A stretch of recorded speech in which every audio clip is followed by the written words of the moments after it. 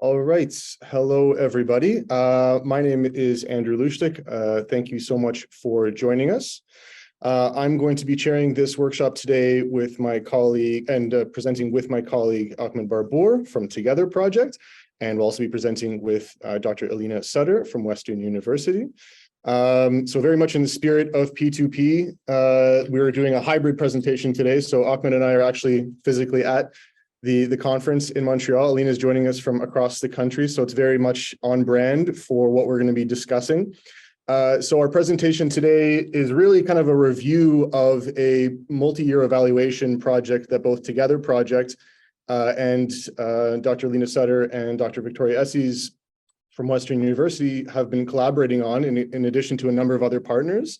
And I'll dive into it more deeply, but suffice to say, what we're looking at is the role of technology in how volunteer social support can support refugee newcomer integration. And so there's a lot of different partners at play.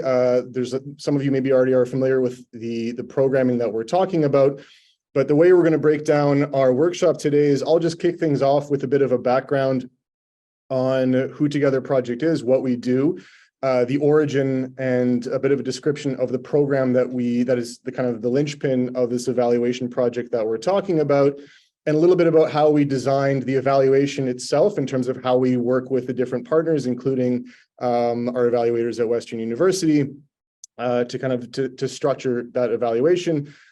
Afterwards, Dr. Alina Sutter will be talking about the evaluation itself, so kind of some of the preliminary findings that she has already collected and analyzed.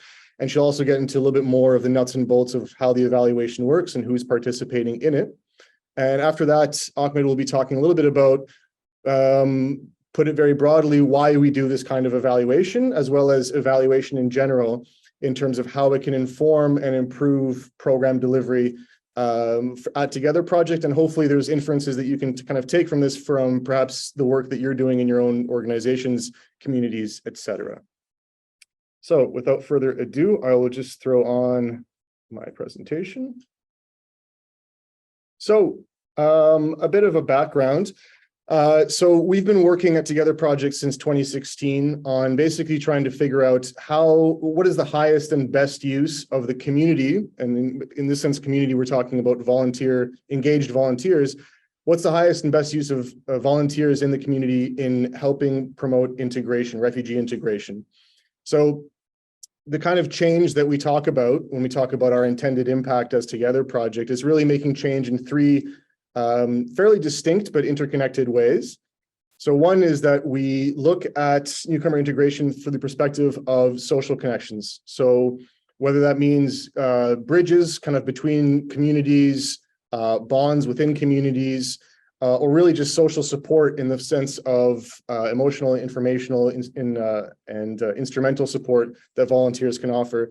That's kind of the lens that we're looking at volunteers engaging directly with newcomers. We're also looking beyond just kind of the social component, also in terms of how volunteers can actually play a role in supporting discrete newcomer integration priorities. So specific things that each household brings to Canada as a priority for them in their early years of integration. Finally, broadly speaking, in addition to just kind of providing a platform for volunteers to be involved in newcomer integration, how do we kind of amplify that? How do we share that? How do we improve the public discourse when we talk about newcomer integration? So this is probably not a surprise to many of you who are tuning in, but the kind of key integration challenges that we built our programs off of are listed here. So obviously we're talking about individuals who typically are arriving to Canada with low social capital, typically lower levels of French or English, perhaps difficult or low levels of digital access or digital literacy. Obviously, challenges include affordable housing, finding affordable housing. This certainly in the course of the last year has been more and more acute. Health and mental health barriers to integration, barriers to employment, credentialism, et cetera, and obviously racism and discrimination. So this is kind of the starting point that we came from. How can volunteers address some of these challenges? So again, when we're trying to figure out the best role that volunteers can play in this, in addressing this challenge, the most obvious one, and this is what I think a lot of volunteer programs tend to focus on, is this social bridge component. So you're basically introducing newcomers facing these challenges with volunteers, and that at least seeks to address kind of a core challenge that often is outside of the realm of settlement services, and that's around building social connections. So, in short, making friends, making neighbors, building those kind of relationships immediately in your community. That seems kind of like the obvious role for them to play.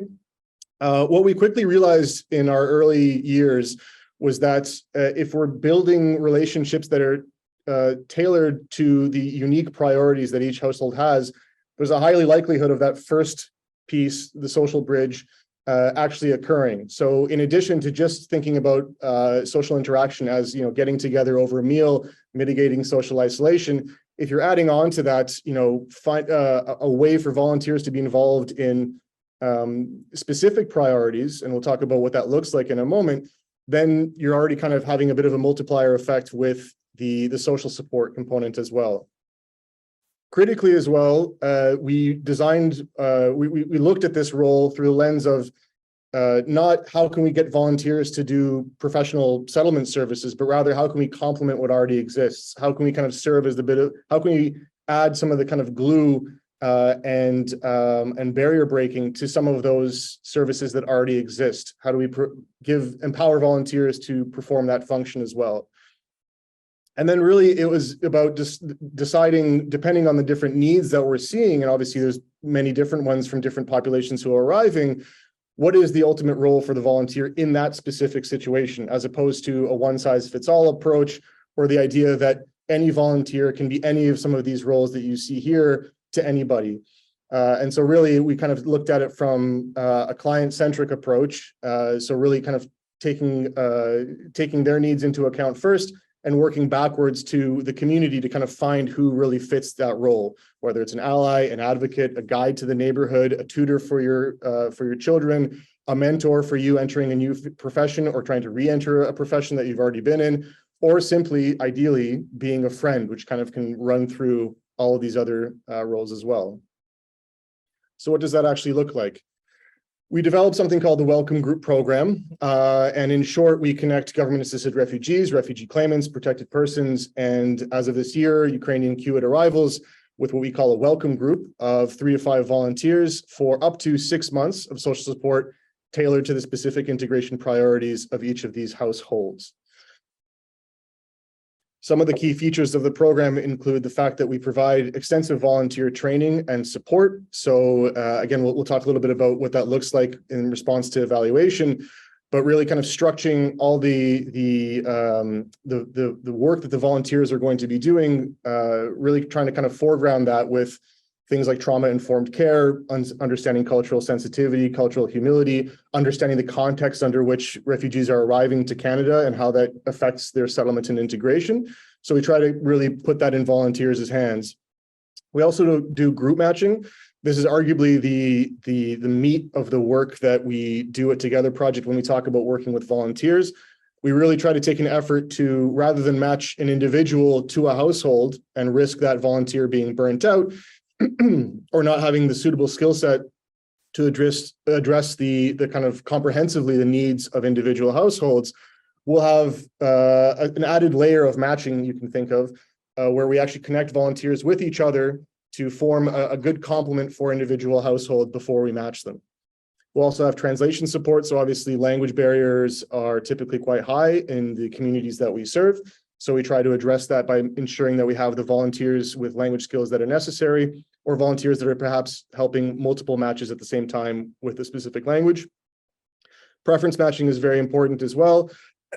So like I said, we take the approach of understanding the sociodemographic information or profile, which we'll talk about later on, of each household, but also understanding what their preferences are. Who would they like to meet? Who would they aspire? What kind of career would they aspire to enter? Who could perhaps break some of the barriers that they're experiencing? We also talk to volunteers, understand what their preferences are, their location, their availability. And again, this is part of the work that we do of trying to find the right fit for the right household, as well as for the right volunteers. We work together closely with settlement sector partners. I'll talk about that in a moment when we talk about the IRCC evaluation that we're discussing today. But from the very start of Together Project, we've been working closely with settlement agency, RAPSPOs, who are referring the clients to the program so that they understand the kind of criteria that we're looking for in newcomers who are perhaps going to be referred to the program, just so that we ensure that we're kind of angling for success. So the families that are being referred to the program understand what it is, what it isn't. Everybody in that whole relationship cycle understands that this is ultimately for the benefit of the family, so that they have buy-in, the volunteers have buy-in, the family's caseworker has buy-in as well. Very important. And the real reason that we're here today is the evaluation and iterative learning component of the program. So from the get-go, we took an approach that wanted to constantly be learning, essentially. So we wanted every match to be informed by the last match, what evaluation looked like. My colleague Ahmed will talk about it a little bit later on, but certainly everything from just a basic feedback survey to an extensive 3-year-long evaluation like the one that we're just close to wrapping up now with Alina and Vicky, is really kind of the full scope under which we really want to kind of take a magnifying glass to our program and see and kind of keep understanding what is working, what is not working, and why. So examples of what this can look like. So, you know, the kind of social support that our volunteers provide is pretty exhaustive, but we do try to kind of narrow them into certain categories. Some of this you'll probably be familiar with in terms of roles that volunteers can play. Conversational language practice, let's talk about what you learned in class, or let's talk about vocabulary that you might feel necessary to your desired job. Finding employment pathways, what does it take for you to get that job that you're dreaming of? What are some things that we can do in the meantime to get you a job maybe closer to home so you can immediately supplement your family's income? Youth empowerment, so making sure that youth are doing well in school, making sure that they're connected to the resources that they can be connected to, making sure that their parents understand what services exist for them, providing just mentorship around hobbies or even employment as well if they're young adults, finding extracurricular programs as well to make sure that they're engaged in their local communities. Service navigation, very broad category, but everything from just understanding what this form is that I just got in the mail to understanding what the process is to find a family doctor. How do I get to an appointment? How do I use public transit to get to that appointment? And really everything in between. That's actually a very key one that we often have our volunteers collaborating quite closely with our settlement sector partners to form a bit of a triangle of support with settlement counselors and caseworkers to make sure that they're working together to support the family in that situation. Emotional support, this one's obviously a little bit trickier to define and measure. It's one of those things where you know when you see it. Certainly in a lot of cases where households are arriving as individuals or single parents, even just having someone to talk to, that kind of perceived social support can be invaluable. And building a social network. A lot of the clients that are referred to our program will tell us that they just want to meet Canadians. They want to meet new people. They don't know anybody. They don't know how to meet anybody. And especially with the housing crisis being more and more acute, they're moving further and further away, fewer and fewer opportunities to kind of build relationships within their own communities, geographic communities. So I won't spend too much time talking about the pandemic. I'm sure we're all tired of hearing about it. And suffice to say that, you know, the genesis of our program really was around in-person support. So the idea was that we'd make this match and volunteers and newcomers would be spending as much time together, usually in person, as possible. We already had a digital component built into our program in that all of our matches were connected over digital messaging services. But obviously the expectation and certainly the experience was that it was mostly taking place in person. Pandemic happened, like all of us, we pivoted, it's everyone's favorite word, to a fully remote model. So all of a sudden we had to move literally everything online, including our own internal processes in terms of program delivery. So everything from our interview process to our training process, the introductions, which used to be done in person, everything shifted online. So the happy story about that, obviously, is that we could continue and that we found that remote matches, as we began calling them, seemed to work. They worked differently, but they seemed to work. The families were still connecting with the volunteers entirely online. And so the reason I call this the pandemic boomerang is then we come back and we quote unquote return to normal.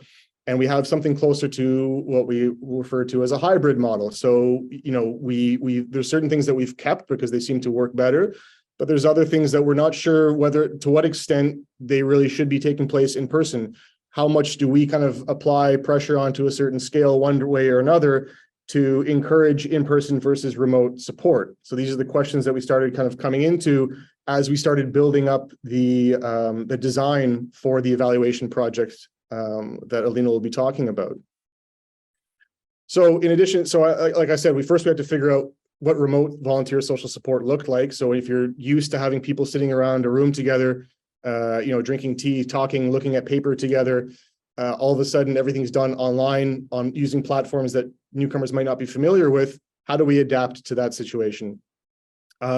What in that process looks better than hybrid social support? What's more convenient? What's less convenient? And what does that depend on? Does that depend on language levels? Does that depend on country of origin? Does that depend on some other factor that we haven't thought of? And once we kind of had clarity of mind around this in terms of, not just panicking about what we're doing with people who are all of a sudden doing everything over Zoom, we started thinking about, well, longer term, how can this kind of help improve the Welcome Group program and the other work that we do with newcomers? Beyond that, what can we take from this experience that might actually inform broader settlement and integration policy? Because obviously we're not the only people who are experiencing this kind of boomerang effect. This led us to creating very broad evaluation questions that we started to structure and design a program around. The key one being, how does access and understanding of technology impact the ability of refugee newcomers to benefit from services? So services in our case means volunteer social support. Obviously for your organization or others in the sector, it could look differently, but this is kind of the first question that we started asking. Then how does the experience change depending on whether it's primarily remote, primarily hybrid? Fundamentally, is it less effective? Is it more effective? Is it effective in a way that we didn't expect? And then as a third question, and this is a little bit of a trickier one maybe to kind of draw inferences from, but who benefits most from what kind of experience? So is there something in your social demographic profile that'll tell you whether or not you are better suited to an entirely remote or mostly hybrid experience? This is what led us to creating our evaluation project. The title is very long, so I'm not going to bother repeating it, but really the crux of it is exactly what it says here. So it's about kind of a direct comparison about understanding remote versus hybrid matches and the role technology plays in them. This project was a 3-year-long evaluation. It's wrapping up next year, spring of next year, and it's funded by IRCC's Service Delivery Improvement SDI funding stream. So this is kind of an opportunity for us to pilot, to ask an interesting question about how we can improve broader settlement service delivery. So we're doing this, we're running this project in partnership with 3 settlement agencies. So our first actual partner in this sector was Costi Immigrant Services, that services the Greater Toronto Area. We also work with the Catholic Centre for Immigrants in Ottawa, which is where I'm based. And we've also excitingly, through this project, been able to partner with Diversity, which is out in Surrey, BC. And Diversity is a bit of a unique situation because whereas with Costi and CCI, or I should say GTA in Ottawa, together project staff are directly delivering the program. In Diversity, we're actually having a staff person at Diversity who's delivering it there. We're kind of externally supporting them with regular check-ins and obviously providing them all of the resources and training to run the program, but it's being run directly through Diversity. It's also externally evaluated, like I said earlier, by our partners at Western University. And that was an interesting process because we worked very closely with them and they've taught us a lot about things like developing our performance measurement framework. So, what does this kind of evaluation actually look like with the kind of rigor to really draw hopefully meaningful conclusions? So that performance measurement framework was kind of, we structured around some of the indicators and measures that we already had in place, some of the desired outcomes that we already had built into Together project that informed that process with creating our performance measurement framework with Western. We also partnered with TD Bank, which is exciting. We'd actually worked with them for a number of years before to provide us with volunteer support. So every year they're also contributing a number of volunteers and playing an active role in the kind of advising on the project as well.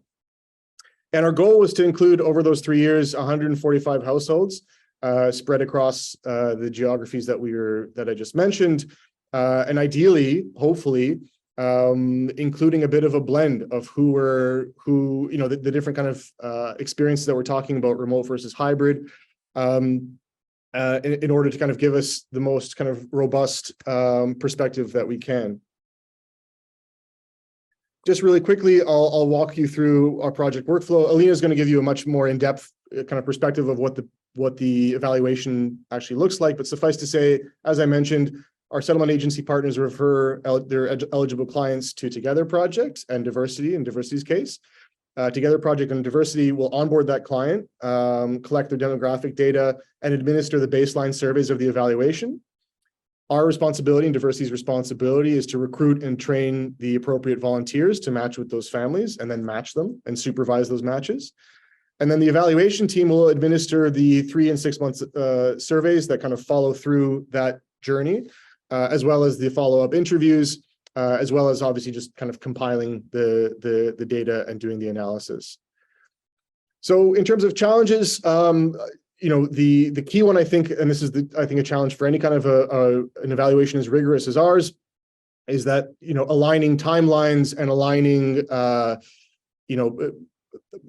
the actual kind of delivery of the program with the needs of the evaluation itself. So obviously, evaluation puts a bit of a limitation on what you're able to do and how you're able to do it, and also has its own timelines that unfortunately don't always marry perfectly with the kind of program delivery that we're running. So there can be hiccups like matches ending early, for example, or difficulty in scheduling surveys, making sure that all kind of still fits into the evaluation so it's still valuable data.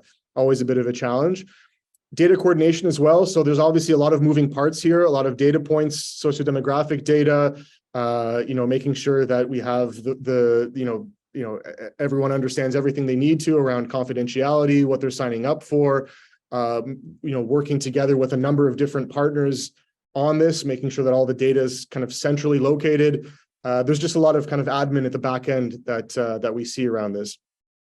Survey fatigue. So obviously making sure that, we don't, that we have buy-in from our newcomer participants, especially to sit down with us for, multiple, sometimes quite lengthy surveys, and making sure that we're structuring that kind of survey in a way that is accessible to them, that they can actually participate. By extension as well, some of these questions can be quite complicated, the kind of questions that we're asking. So we also need qualified interpreters for over 10 languages that can kind of sit down with us and join us for the survey and interview process. Juggling those those human resources, frankly, can be challenging as well. Finally, successes, what we've been most happy about is, generally speaking, at the start of a match, at least, there's significant uptake. So a lot of newcomers are willing to participate. We're always extremely grateful for the fact that they're willing to kind of sit through our very specific survey questions and participate. It's also given us fantastic experience working with new partners. So we've learned a ton from working with Diversity, for example, in Surrey, in an entirely new geography.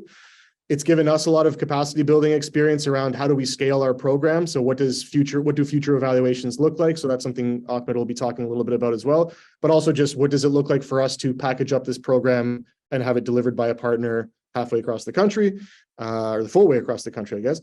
And finally, obviously the thing that makes us happiest at Together Project is, as you'll see, we generally are seeing promising preliminary findings. There's encouraging results that are coming out of the evaluation, and that's always exciting for us to see. So without further ado, I will now turn it over to Alina, and she'll tell you not only a little bit about those findings, but also more about the evaluation in general. So yes, welcome everyone. So my name is Alina Satter, and I'm a postdoctoral associate with the Network for Economic and Social Trends at Western University. And together with Victoria SS, we are conducting the evaluation study to assess the working group program, as Andrew just mentioned. So the goal of today's presentation is to share some preliminary findings of this evaluation. And I say preliminary findings because, as also Andrew mentioned, the evaluation is still ongoing, so we're still collecting data. So what you're getting today is a snapshot of the data or some of the data that we already have. I'm moving to the next slide. So to give you a bit of an overview, I will first describe the different components of the evaluation. Then I will talk about the demographic characteristics of the newcomers on which the findings that I will present today are based on. And after discussing the findings, I will end with a short summary and a conclusion. So the evaluation of the Welcome Group program consists of several components. And in today's presentation, the focus will be only on one of these components, the surveys with newcomers. We are conducting surveys with newcomers at 3 time points of the match. So at the beginning of the match, at the middle, and at the end of their match. And this allows us to assess several outcomes over time. We collect we collect data at these 3 time points. But what I will do today is present data that are based on surveys from the beginning and the middle of the match. So in other words, I will not talk about data from the end of the match. And the reason for this is that we're still collecting data and we need more data to be able to conduct meaningful analysis based on all 3 time points. Other components of the evaluation include surveys with volunteers. So these are online surveys that are sent to volunteers at the beginning and at the end of the match. In addition, we're also conducting in-depth interviews with 10 to 15 randomly selected newcomers 3 months after the end of the match, so 9 months after the start of their matches. And these interviews are really useful because they provide additional qualitative data on the experiences of the clients and also to see where they're at like 3 months after the program. Are they still in touch with the volunteers? What are their experiences like? And finally, at the end of the project, we're also planning to conduct interviews with settlement staff from the organizations that refer clients to the Welcome Group program to also assess their perspective on the program. So this is scheduled to take place early next year. So moving on to the next slide, I would like to give you now a bit of a demographic breakdown of the newcomers for whom we have data so far. So these are 38 newcomers, 19 men, 19 women, who completed both the baseline and the interim survey. So the baseline survey is at the beginning and then the 3-month survey in the middle of the program. In terms of age, we see an average age of 38 plus minus 10 years. In terms of ethnicities, we see that most newcomers identified as West Asian and Arab, with a few of them identifying as Black, South Asian, and Southeast Asia. In terms of countries, we see an overlap in terms of the ethnicity variable. We see that most commonly reported countries include Afghanistan and Syria. Other countries are Sudan, Pakistan, Honduras, India, Ethiopia, Congo, Mali. So we have quite a large range of countries, but Afghanistan and Syria are the most commonly mentioned countries. Most newcomers entered Canada's government-assisted refugees. There were 2 newcomers that in the sample that obtained protected person status, and the rest were all GARs. In terms of length of time in Canada, calculated based on this month now, November 2023, the range is between 12 and 62 months, with the 62 months being more of an outlier. So most newcomers are really fairly new to Canada. And in terms of their education, we see that it varied considerably. So we have 5% who did not complete elementary school, 20% who completed elementary school, around 30 who completed secondary school, and then we have around 20% with an undergrad degree, let's say about 15% with a higher degree. So quite a bit of variability there. One of the questions in the interim survey, so that's the 3 months time point, was a question that asked newcomers how their interactions have been taking place. And here on the slide, we see their answers. So we see that 18 said that they almost entirely met remotely. 14 met mostly remotely, but with some in-person components. Then we had 3 who had like an equal ratio of in-person and remote meetings, 2 who met mostly in person, some remotely, and then 1 that met entirely or almost entirely in person. Now, as Andrew mentioned, one of our goals was to assess how effective and efficient these matches are in providing social and integration support, and if there are any differences between remote and hybrid matches. So in order to make this classification, we labeled those 18 matches that said that they had been meeting almost or entirely or almost entirely remotely as remote matches, and the rest of the matches were labeled as hybrid matches. Another question that we asked is for basically all of these, or basically almost all of these, they had a remote component. So one of the questions that we asked is, why are some of your match interactions taking place remotely? So what are some of the reasons? And the reasons provided are vary quite a bit. So we have COVID, the pandemic, so concerns about that. Another reason was convenience and the preference for remote interactions, busy schedules among newcomers and or volunteers, so it can be from both sides. Some concerns about the geographic distance between newcomers and volunteers, that being too large, and remote interactions making it easier to connect. Then also an issue about the type of challenge that had to be addressed, and that the challenge was something that could actually be easily solved remotely. Some newcomers also mentioned that volunteers did not explicitly mention in-person meetings, so they didn't think about that. Then a newcomer also reported not feeling confident enough, perhaps, to ask for an in-person meeting, or others just said there was no specific reason. Then for those, and this is important to say, these reasons, they apply for basically both types of matches, so the purely remote, but also the hybrid matches with some remote component. And then for those that are in hybrid matches and had like an in-person meeting component, we asked, so what were the reasons for those in-person meetings? And volunteers basically asked for in-person meetings. So we had volunteers actively engaging newcomers, asking for meetings. Some said it was easier to practice English in an in-person setting. Others said it was easier to communicate and discuss the challenges that they were facing. And one newcomer in particular reported feeling depressed and preferred that connection, the feeling of connection, from an in-person meeting. In the interim survey, we also asked newcomers what specific platforms they had been using to meet remotely with the volunteers. And they could provide more than one answer, because assuming that they select more than one platform. And we can see on this slide how often they used a specific platform, and it's broken down by remote versus hybrid matches. If we look at remote matches, we see that a large percentage of newcomers used messaging platforms, and a bit more than half used video and phone calls. Newcomers in hybrid matches used also messaging platforms to a large extent, and also phone calls quite a bit, actually more than remote matches, and to a lesser extent video calls, which may not be necessarily surprising given that they also have that in-person component to meet.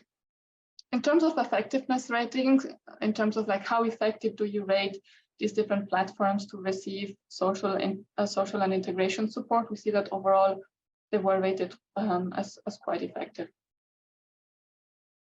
Another question or another aspect that we're looking at in the evaluation is to really look at those specific challenges that newcomers are facing, and trying to assess how much the volunteers help to address these challenges. So to get a sense of what those challenges are at baseline, we asked newcomers to select all the challenges that they wanted to receive help with from the volunteers. And again, they could select more than one challenge. And on this slide, you can see the challenges ranked by frequency in terms of being mentioned. And the top challenges include practicing English or French, finding employment. Then we see more than half also reported pursuing education, accessing government services. Other challenges include the social aspect, like expanding the social network, socializing.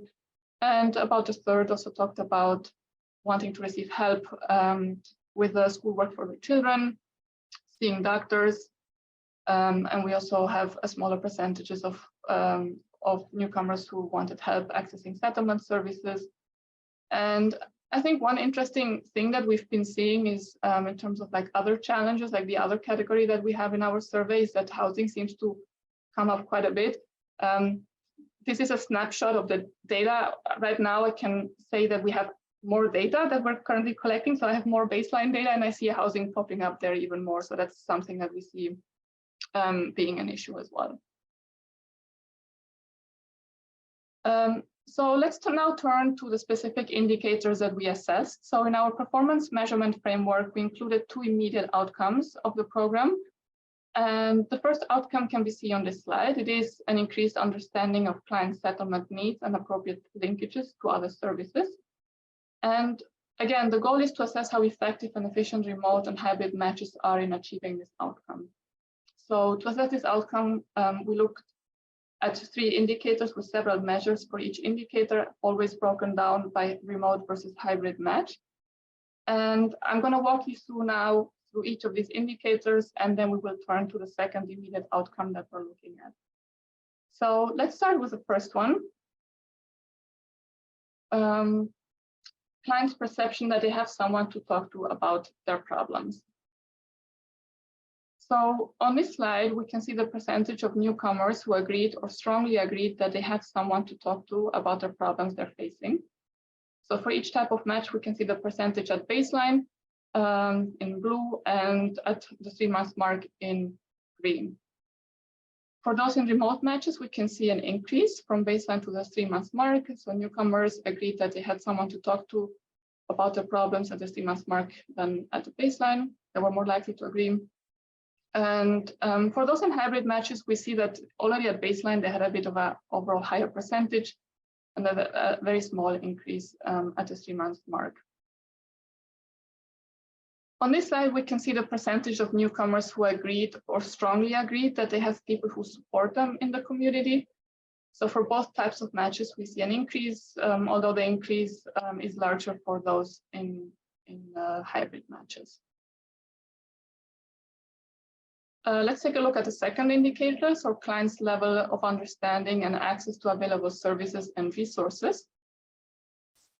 And here we can see the percentage of newcomers who agreed or strongly agreed that they can access the services they need in Canada. So for those in remote matches, we see a clear increase from baseline to the 3-month mark. And for those in hybrid matches, we see that, again, we already have quite a higher percentage at baseline. And it's just a little bit smaller at the 3-month mark. Interestingly, when we phrase the question a bit differently, when we ask for the percentage of newcomers who agreed or strongly agreed that they can access and understand the information they need in Canada, we see for both types of matches an increase from baseline to the 3-month mark, with a note again that those in hybrid matches reported higher percentages at both time points. Turning to the third indicator for outcome 1, so the percentage of clients who report that the settlement needs are being met. Here we see, again, the percentage of newcomers who agreed or strongly agreed that their settlement needs are being met. And we see that there was an increase from baseline to the 3-month mark for remote matches. In the case of the hybrid matches, there was only a minimal increase, but again, we see an already higher baseline measure for those newcomers in these matches. We also used another question to assess this. We also asked newcomers if they agreed, or to what extent they agreed that their household had made progress towards the integration priorities. And here we see that for both match types, remote and hybrid matches, there is an increase from baseline to the 3-month mark, but again, with a higher increase for those in a hybrid match. Let's now turn to the second immediate outcome that we have in our performance measurement framework, and it is clients' increased participation in communities and social networks. And here we have two indicators that we're looking at. So the first one is clients' level of attachment to their community. And here we asked newcomers to what extent they agreed that they feel connected to their community. And we can see that for both types of matches, we see an increase, but here we see now that the increase is larger for those in remote matches. We also asked newcomers how welcome they felt, and we can see that at baseline, already a large percentage of newcomers reported feeling welcome, and this was the case for both types of matches. So there was not much room, or I mean, there was room, but not much has changed. We already started at a very high level. So if we're looking at the 3-month mark, it's similar. There was some increase here for hybrid matches, but overall, relatively high levels of feelings of welcome. And let's now turn to clients' participation and social integration in their community. So here we see the percentage of newcomers who agreed or strongly agreed that they can participate in their communities. We see that the larger percentage of newcomers in hybrid matches agreed or strongly agreed to that question at the 3-month mark than at baseline. For those in remote matches, we do not see a difference. And on this slide, we see the percentage of newcomers who agreed or strongly agreed that they have social connections in the community. And the pattern of results is similar. So we do not see a change for those in remote matches, but for those in hybrid matches, we see an increase from baseline to the 3-month mark. Here we see the percentage of newcomers who agreed or strongly agreed that they have met people in their community who share their interests and enjoy the same social activities as them.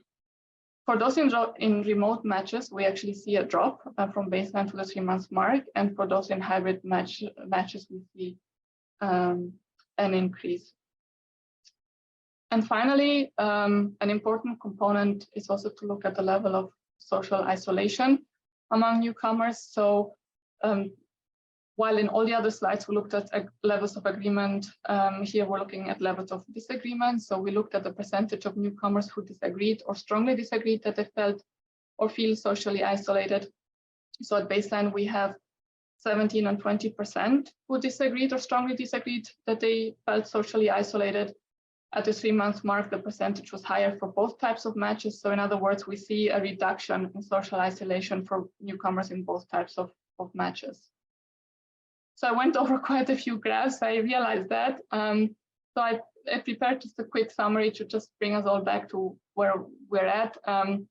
So we definitely see that newcomers face a variety of challenges that they want and require help with. Top challenges include English, French language proficiency, finding employment, and getting education.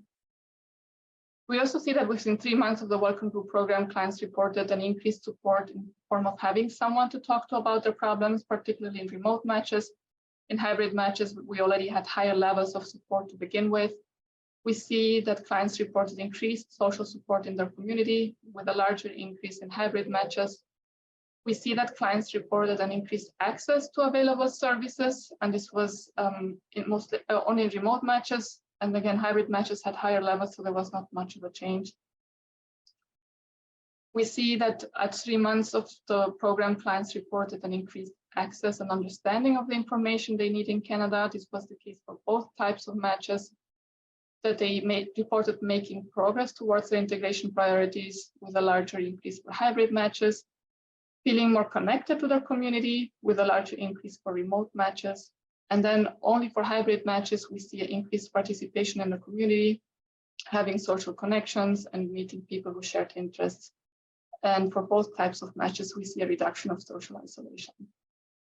So what do we conclude from this? Where are we now? So again, these are preliminary findings, but these findings show that 3 months into the Welcome Group program, newcomers in both types of matches definitely report improvements in their journey to settle and integrate in Canada.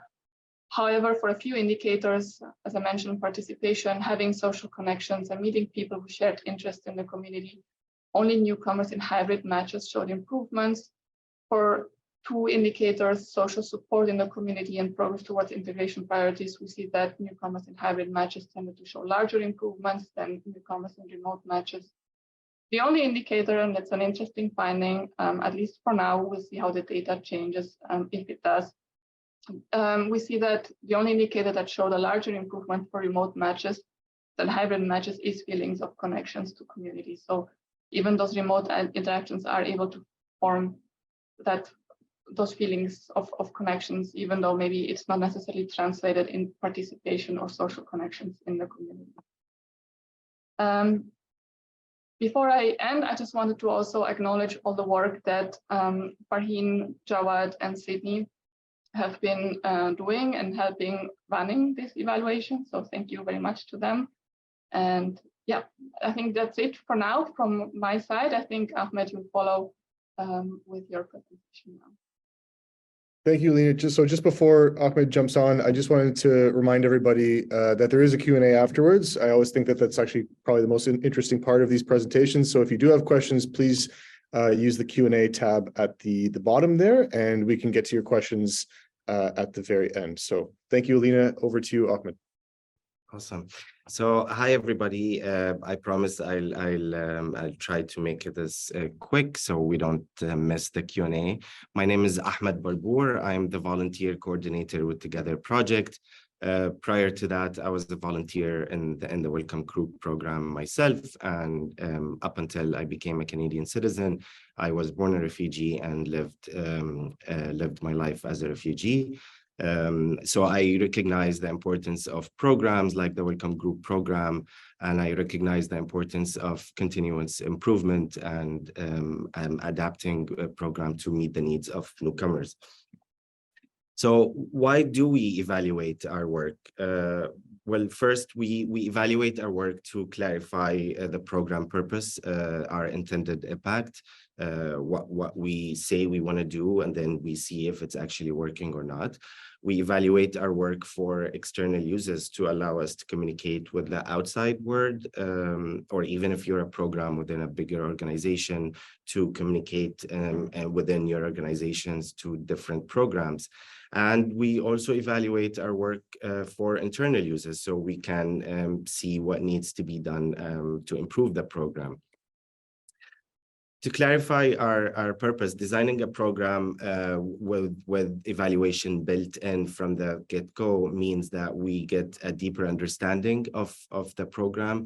Is it working? Who is it working for? Why is it working, or why is it not working? It's to give us an idea of whether we need to pivot the program or whether we can just keep going and figure out more impact that can be done in the future. Externally, the evaluation helps us communicate our progress and hopefully our effectiveness to whether it be funders looking at the bigger picture, who we're serving, what change can be attributed to the program that we're doing. Or program partners that we work with, like diversity or other partners in the sector, and the general public, of course, people who are interested to learn more about Together Project, or people who are interested to maybe make donations. They just want to find out if we're doing what we're claiming that we're doing.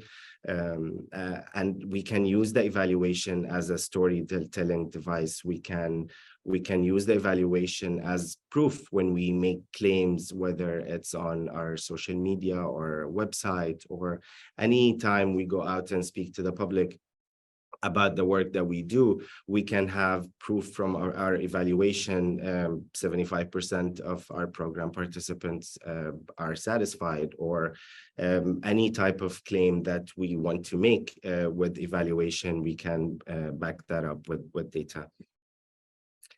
This is an example of our impact report for last year. This is not, for example, this is not tied to a specific funder. It's just to give an idea. You'll see at the very top, this is Aya. She was a program participant in the Welcome Group program, and that's the storytelling piece. Aya was talking about her experience in an interview that we used in our blog, on our website, in our social media.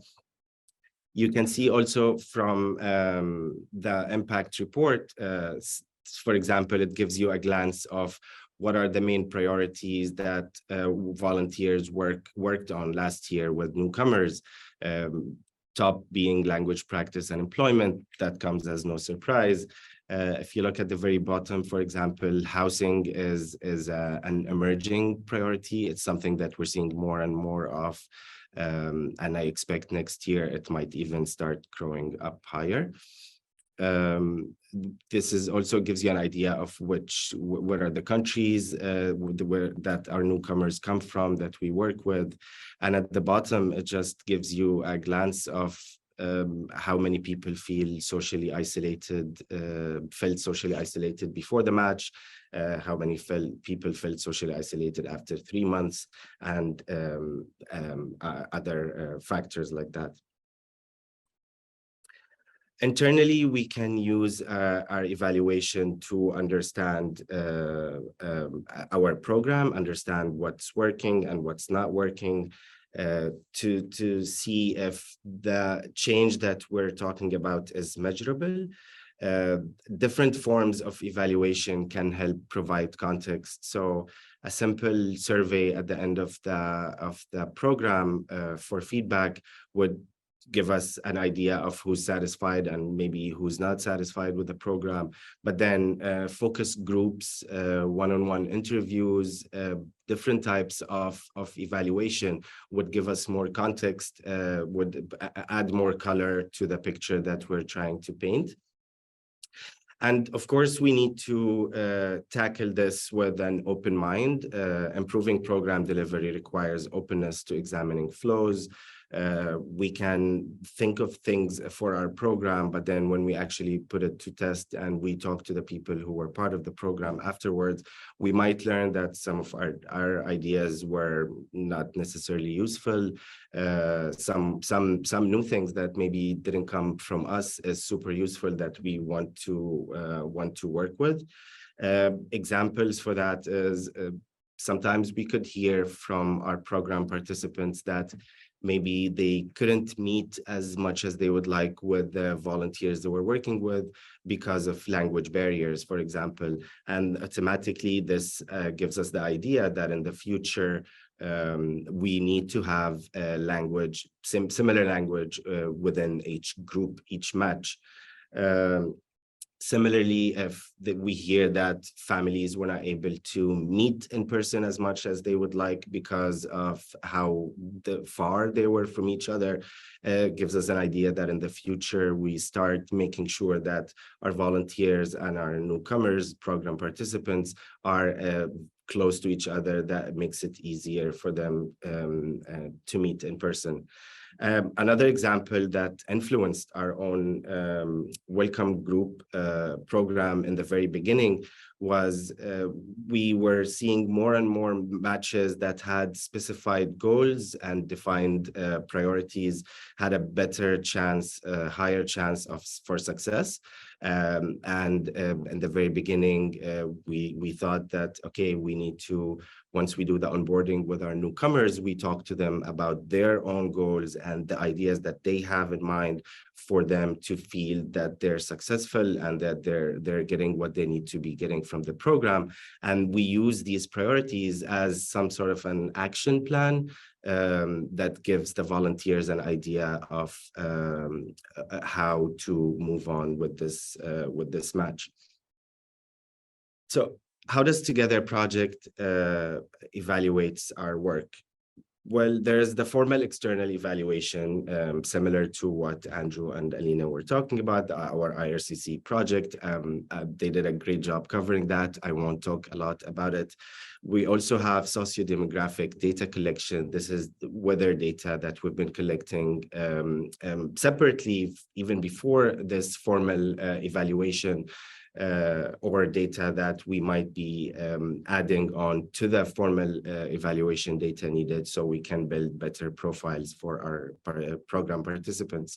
We also have surveys. We had our pre and post surveys. They would ask questions about social inclusion and social isolation for our program participants.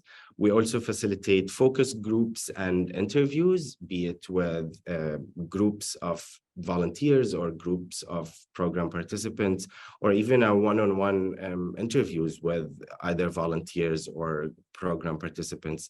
And we also have our one-on-one follow-ups with program participants, also volunteers and newcomers, which I'll talk about in a second.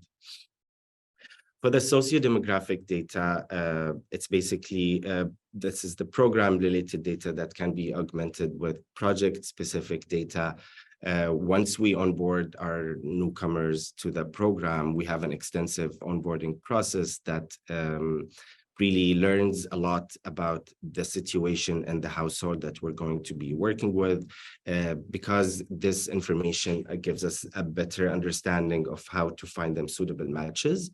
This data has always been collected, and now we can add on to this data. This is what we're doing with the IRCC project to build participants' profiles for potential program improvement.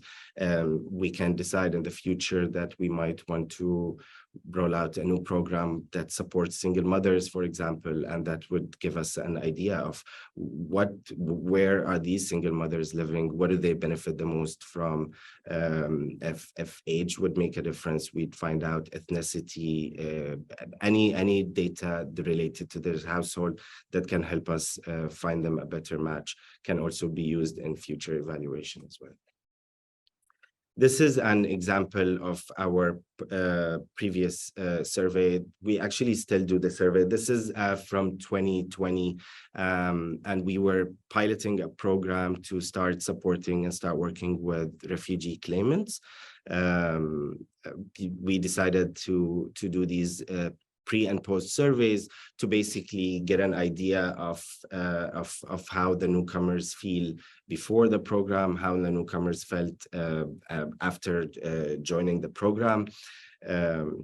We use relevant indicators from social provision scale, but for your program, you find your different relevant indicators for your program. And you can also tell, I know that the writing is very small, but you would also be able to tell that we use multiple metrics, several metrics to try and dig deep and find out the information that we're trying to gather. We also very early on, we realized the importance of interpretation and survey administration. And this is not the Google Translate interpretation that might completely lose the meaning of the question. This is actually working with people from the communities that we're trying to survey, speaking the same language, giving them the survey beforehand, discussing the survey with them so they can navigate the nuances that happen when you interpret from English or from any other language.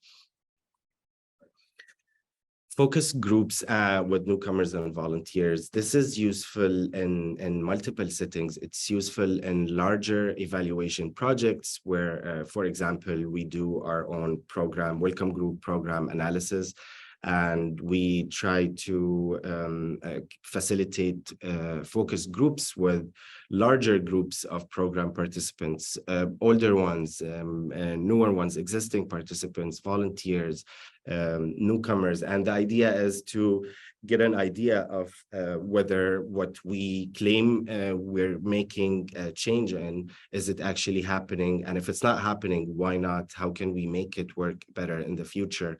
It can also be more targeted evaluation, something like what we're doing, a mental health working group.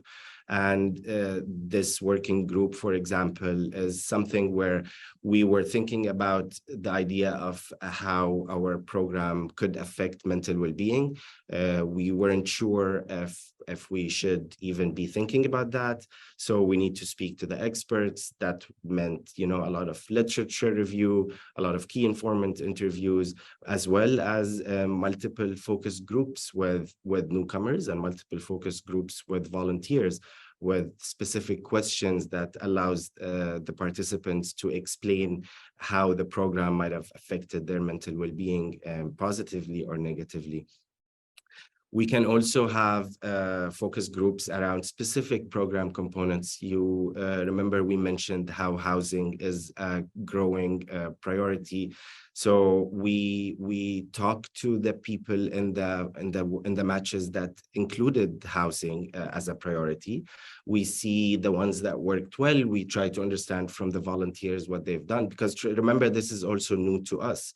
We try to talk to the volunteers that were in matches that maybe were not very successful when it came to housing, and we try to understand why that was not very successful. Housing is a big issue, even not for only newcomers, it's for majority of the people I know around. So something that comes out of these focus groups is we understand more where the volunteers can be of help and where they might not be able to help. And we work on guides. We create a housing guide that we send specifically to the matches that are working on housing as a priority. We might tweak a little bit of our training to talk a little bit more about housing, what to expect and how to navigate this priority. Or just program delivery in general, just like the welcome group program analysis, experience of participants. If something worked well, why did it work well? If something didn't work well, why not as well? What I like from focus groups as well is culturally, sometimes when we're conducting evaluation surveys, different cultures have maybe a different experience with evaluation, and the answer might be from 1 to 5, but really the answer that you're getting from the person being surveyed is a story or a sentence, or it's their experience overall, and we work with them to put that in a number between 1 to 5, while in a focus group it allows them to actually really talk about why they feel socially isolated, or why they feel more connected to the community, or why they have access to the information or they don't in a focus group. One-on-one follow-ups with program participants usually takes place in the form of a match debrief. And this is basically just after the match ends, we speak to the matches to understand, to volunteers and newcomers, to understand if something needs to be done more or if something was not working very well. So how do we use what we learn? Empowering our volunteers and supporting them, improving program infrastructure and adjustments, sharing stories to the outside world, and finding new ways to evaluate, always learning, always adjusting. To empower our volunteers, really, our volunteers are our biggest assets, and they are the people who are on the ground delivering our program. And majority of the time, they spend more time maybe with the newcomers than we do. So it's really important that we listen to them, we understand their challenges, and we try to support them as much as we need. We look at them as evaluation partners. Some of them have been doing this more than me, for example. So when they give us feedback, we really listen. We also work with volunteers to understand what works best in the program, what needs to be changed, and what needs to be focused on. Sharing stories also allows us to recruit new volunteers, and the right kind of volunteers, more relevant volunteers, I would say. Improving our program infrastructure, it helps us to improve how we deliver the program. It helps us to improve things like we hear from our volunteers that some matches don't need 6 months, or some matches don't need a big group of people, volunteers, or new priorities that come up like the housing priority, for example.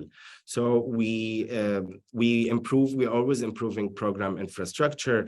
We're looking into adding more roles. One of the feedback that we received from volunteers is that they're not fully aware of the feedback from newcomers. So we're thinking of adding somebody who can act as the main person between the newcomers and the volunteers. So to share storytelling to help us recruit the right volunteers, attract new volunteers, and in general, it helps us improve public discourse around newcomer integration by sharing their stories with the general public. It helps us contextualize our work with the wider audience. And of course, we use this on different platforms, multiple platforms to reach our audience where they are. So finding new ways to evaluate is basically the continual of evaluation. And it's what I mentioned earlier. We were already collecting data in our pre and post surveys. We already had information that we were interested in finding out. And then we started working in a new project with the IRCC. And we started adding more metrics and more questions to our existing surveys. And that helped us to do the new evaluation.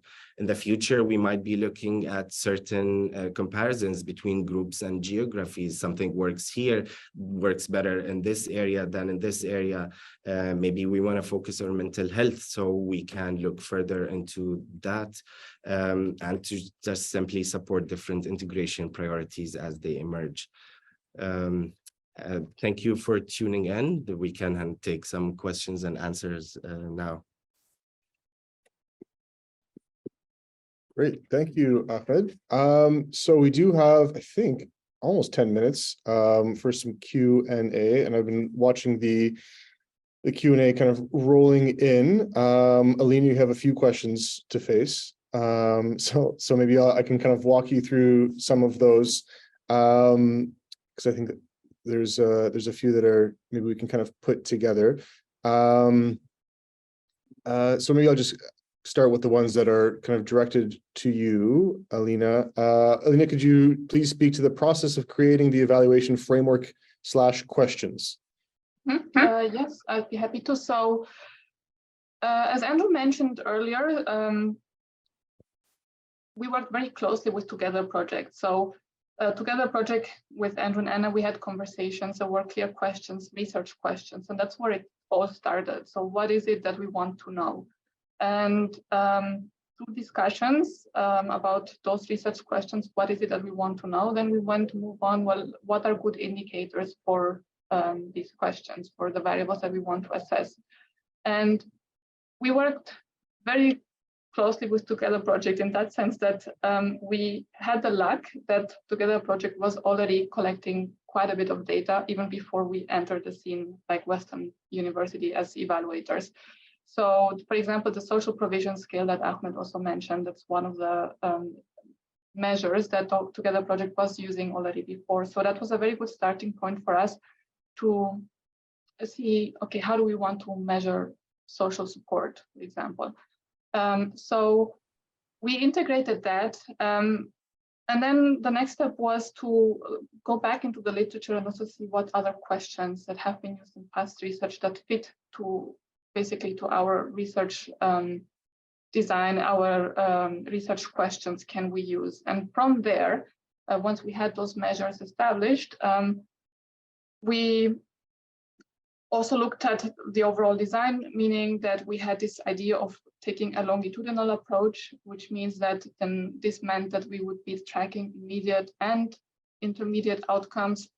That also feeds maybe a little bit into another question. So why even do like the baseline midway and then the 6 months and then even 9 months afterwards? So it's really, we want to see over time how things change. And once all these pieces came together, it really boiled down to breaking it down. What is the research question that we have? To answer this research question, what variables do we need to assess? And then what are effective indicators for that? And then based on data that Together Project already had was to come up with certain targets that we would then, as a starting point, set for baseline and then for the other time points that we're measuring. And then that way we were able to build actually a very comprehensive performance measurement framework. Thank you, Alina. You have another question, and if you'd like, I can answer this one instead, but feel free. Where did the funding come from for the research that you did? And were the surveys done in English only, or did you need to translate it? Yeah, so this was an SDI funded project. So that's where the funding came from. And in terms of the languages of the surveys, so we, again, through an excellent collaboration with Andrew and Anna and Ahmed, we have access to an extensive list of interpreters. So they are helping us interpret the surveys. One thing that maybe is also a bit of a learning that we found was that initially we thought that newcomers would be able to complete the surveys by themselves, but then we realized that it was too complicated and it would be much easier if someone from our team goes with the newcomers to the surveys and together with interpreters were needed. So whenever someone needed interpretation, we made sure that we had that, or we have that. Thank you. This one I'm unfortunately going to have to give to you, Alina, because I wouldn't know how to answer it effectively. Will you be doing statistical significance testing of the evaluation results? Yes, so that's the plan. What you saw today, it's really just a small glimpse of what we're doing. We're collecting much more data. We have many other measures that we're looking at. And then, yes, of course, we will be looking at statistical significance once we have all the data we have, once we're in the process of writing the final report. Great. And you touched on the first part of this question, but maybe, Alina, you can give us some insights too in terms of would having a control group and an experiment group be possible for evaluating this project? Any thoughts? I like the question. So that's always a bit a challenge, right?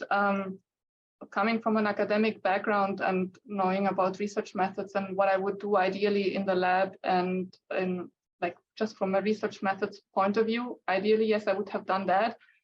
To have a control group, ideally, I would have also liked to maybe randomly assign newcomers to the different types of matches. However, it was not possible for this project. And one of the reasons I would say is also from an ethical perspective.